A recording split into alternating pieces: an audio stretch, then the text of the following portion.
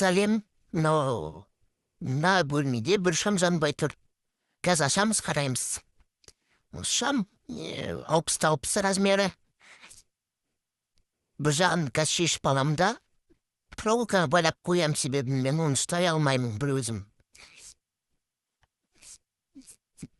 Өткен бір жағын бұрадым, бұрап саморездан алып тастадым.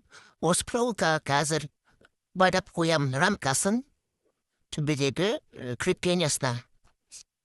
Байлап қойдым, екінші жағына баттым, бұрап алам да рамкасын біліп қоям проволоканы. Ортасындағы шамды аламын да қарайып жатырмын. Сондай жанбайтын контактісі жоқ екен. Суық біткен екен, қайттан ұштап салдым. Қазір тексереміз, сол себеп па, әлде басқа себеп па. Бұрадым да барып қосып көремін. Жағылды міне, яғни дұрыс контакты жоқ болған екен. Енді барлығын отына жинап жатырмын. Бұрап жатырмын, бұра алматпын, іштен қайттан алып шығын, қайттан салдым. Да, бұрап дұштап бұрадым. Да, проволока енді керек емес бізге.